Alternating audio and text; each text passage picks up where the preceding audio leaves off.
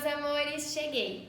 Então, hoje eu resolvi fazer um vídeo sobre educação política, que eu acho que é um tema muito importante e que nem todo mundo tem acesso. Então, além de falar a importância dela e a necessidade, a gente vai falar sobre alguns termos também que eu acho que são necessários. Esse é meu pai, ele é deputado, ele tem uma carreira na política, ele é formado em Direito, então ele entende bastante os termos, por isso eu chamei ele para me ajudar a fazer esse vídeo, até porque tem dúvidas que eu mesma vou tirar fazendo agora. Tá, então pai, acho que é um fato de que nos últimos acontecimentos na política, principalmente no Brasil, as pessoas se tornaram mais interessadas, mas também se mostraram sem conhecimento sobre os termos básicos da política, né? Isso é interessante, porque mostra que mesmo as pessoas querendo, tem que ser fornecido um básico da educação política. Então eu queria falar primeiro que nesse vídeo a gente vai falar mais sobre o sentido prático da política, que é os cargos públicos, como que acontece, para que serve, o que é. Em um outro vídeo a gente vai fazer mais uma coisa teórica, que são correntes ideológicas, que é toda a questão do comunismo, do capitalismo e esquerda, direita. Esse vídeo vai ser depois. Agora vai ser realmente os termos mais importantes. Tá. Então, por que você acha que é tão importante? Acho que, pelo menos pra mim, um ponto importante é a gente saber entender, às vezes, até em eleições, em épocas que, às vezes, alguns candidatos falam coisas que não são possíveis ser alcançadas e os eleitores são enganados. Se você tem uma educação e entender a política, você consegue separar o que é possível de fazer, o que não é, e entender os discursos que às vezes as pessoas falam, nossa, que bonito que tá falando, não entende nada. Bom, filha, primeiro, parabenizar a sua iniciativa de fazer um vídeo como esse. É muito importante nós conscientizarmos a população de maneira geral de como se posicionar, até para poder dar liberdade das pessoas terem seu ponto de vista, sua ideologia, mas terem conhecimento para isso. Então, parabéns, fico feliz em poder participar e agradeço ser convidado aqui para poder falar sobre isso. Eu tenho como princípio, até porque sou formado em Direito, que eu entendo que o mais importante para o cidadão, para chegar numa educação política plena, é passar pelos níveis de conhecimento do direito. Se nós tivermos noção de competência, de deveres, direitos do cidadão, nós teremos condições de avaliar, inclusive, a representação que cada um pode exercer. Por isso, quando eu era deputado estadual, isso fazem 12 anos, eu tive a oportunidade de aprovar um projeto de lei que obrigava o ensino médio a ter introdução ao estudo do direito, que era exatamente para nós conhecermos os princípios que modulam o nosso direito e a nossa sociedade e também as condições de entendermos competência, direito e dever, porque muitas vezes a população cobra e não quer ser cobrada. Então é importante que todos saibam exatamente essa relação de sociedade, de direito, de comportamento que nós precisamos ter. Infelizmente foi vetado à época pelo governador Serra esse projeto. Eu continuei defendendo como deputado federal. Esse projeto está tramitando na Comissão de Educação. Nós queremos de fato que a sociedade tenha a oportunidade, na sua grande maioria, porque só 3 a 5% da população brasileira chega ao nível universitário e pouquíssimos fazem o curso de Direito. Se nós tivermos a oportunidade de colocar no ensino médio, nós vamos preparar a sociedade para ter mais detalhes e aí sim, saber o que representa um vereador, um deputado estadual, um deputado federal, um senador, um presidente da república, o governador e o prefeito. São os cargos mandatários que nós temos. E qual o papel do poder judiciário, do poder executivo e do poder legislativo? Com essa separação de poderes, nós conseguiríamos ter uma sociedade com maior conhecimento e menos enganada, porque na verdade, às vezes eu digo sempre, a população durante o período eleitoral quer ouvir aquilo que agrada o seu ouvido e depois se frustra porque nem sempre é possível cumprir aquilo. Exatamente. E eu acho que uma coisa legal que você falou é essa questão, a gente às vezes, o cidadão enxerga a política como uma coisa tão distante e na verdade não é. A gente enfrenta situações políticas em todas as situações, né? Nas escolas, nas faculdades, no seu trabalho, na sua relação familiar, em todas as nossas situações. Mas a gente enxerga a política como tão distante às vezes por não ter um conhecimento básico sobre ela, né? E o cidadão é uma pessoa essencial para a realização da política, porque na verdade é a gente que elege e escolhe os representantes que estão ali, né? E aí você falou até uns termos que eu já queria engatar nisso, que são, tipo, os 3 poderes, né, que são separados e a explicação de cada um, principalmente do judiciário, que eu acho que é o mais confuso, não precisa dar uma aula. Mas então, eu vou falar é muito simples, porque está no próprio nome. Poder judiciário, julga. Poder executivo, executa o dinheiro do orçamento e dos impostos. Poder legislativo, cria legislações e modifica legislações para adequar ao comportamento da sociedade, porque o direito é dinâmico, o direito ele não é estático, então a sociedade muda e você precisa adequar essas mudanças com novo ordenamento jurídico. E é isso que são os poderes na sua essência. Óbvio que no Poder Judiciário você tem o julgamento, tem o Ministério Público que faz parte, que é o fiscal da lei, ele que fiscaliza se a lei está sendo cumprida para apresentar ações mediante isso. Nós temos no Poder Executivo a possibilidade de todo o dinheiro do orçamento, ou seja, o dinheiro dos impostos vai diretamente ao Poder Executivo, que distribui isso de acordo com as áreas. No Brasil, por exemplo, prefeituras são obrigadas a gastar minimamente 25% em educação. É uma obrigação do Poder Executivo. Então, o Poder Executivo, a prefeitura, o governo do estado, o governo federal, são os poderes que detêm o recurso do orçamento. E o Poder Legislativo, ele faz legislações. Então, a Câmara Municipal de uma cidade, ela faz legislações municipais, uso e ocupação do solo exclusivamente, e debate o orçamento que será executado pelo Poder Executivo.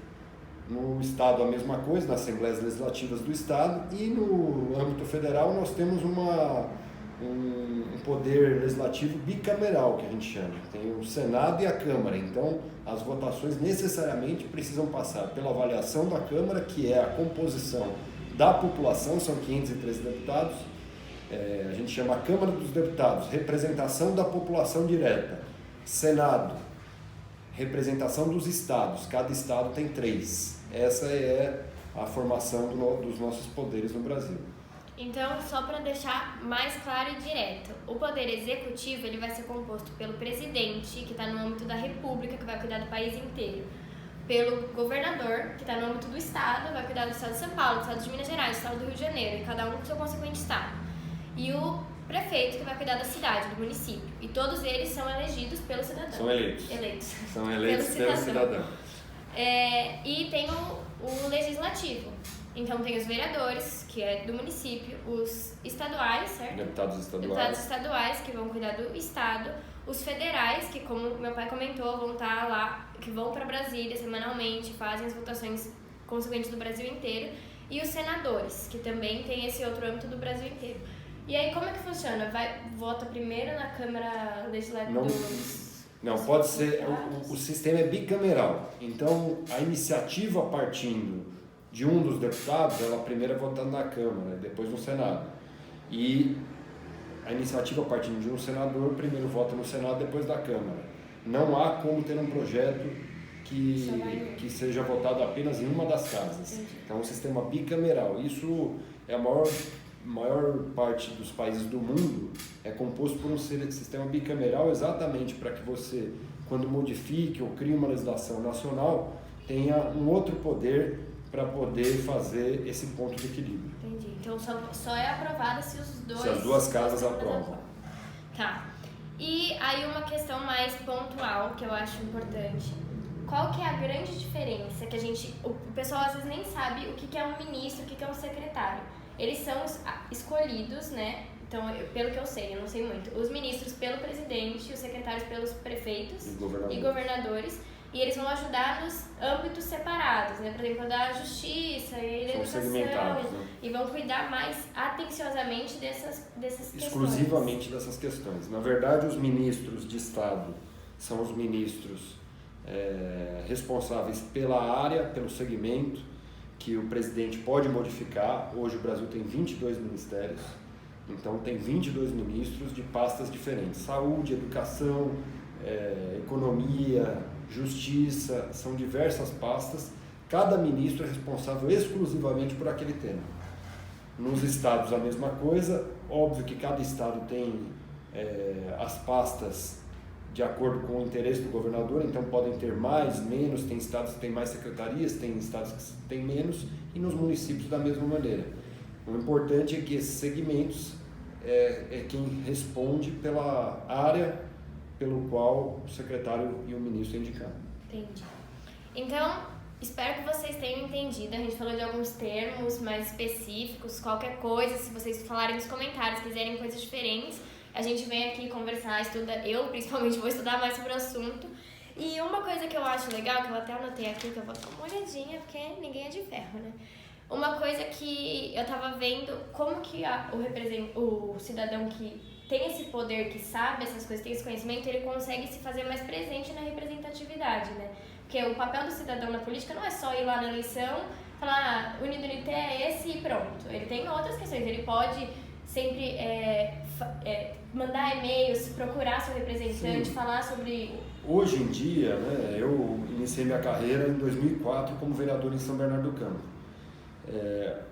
O processo político mudou muito por conta da comunicação, que hoje é mais direta, é mais rápida, é mais fácil você chegar e entrar em contato com o seu representante em qualquer esfera, em qualquer âmbito. E as legislações avançaram muito, então nós temos legislações que obrigam o poder público a ser transparente. Não há um custo que o Estado tenha, que o poder público tenha, que não tenha que estar transparente para a sociedade. Então, o cidadão hoje tem muito acesso, muitos mecanismos para poder apontar a sua dúvida, para poder apontar a sua sugestão, e depende muito da iniciativa do cidadão. O que nós observamos também, e aí falaremos num próximo programa, é que, consequentemente, com as oportunidades que o cidadão tem, o que nós temos observado é o crescimento do extremismo, das pessoas mais extremas, seja de um âmbito ou de outro, sem um ponto de equilíbrio de querer construir um país melhor.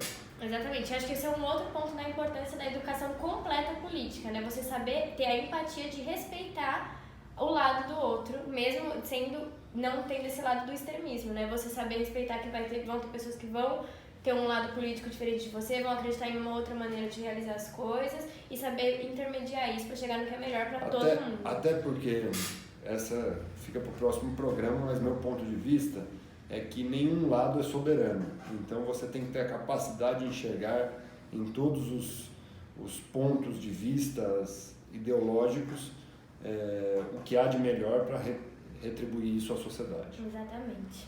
Então, gente, eu espero que vocês tenham gostado, espero que vocês tenham percebido a importância desse assunto. E é um assunto que é óbvio que pra gente ter uma maior profundidade desse conhecimento, tem que ser inserido ele nas escolas, como meu pai tinha comentado, esse projeto de lei muito interessante que realmente tem que ser efetivo, mas para isso é só a gente ter um acesso à internet que a gente usa ao invés de ficar vendo muitos vídeos ou fazendo coisas que às vezes não são tão importantes, pesquisar, tirar 5 minutos do dia para dar uma olhada, para pesquisar, para saber mais, sabe?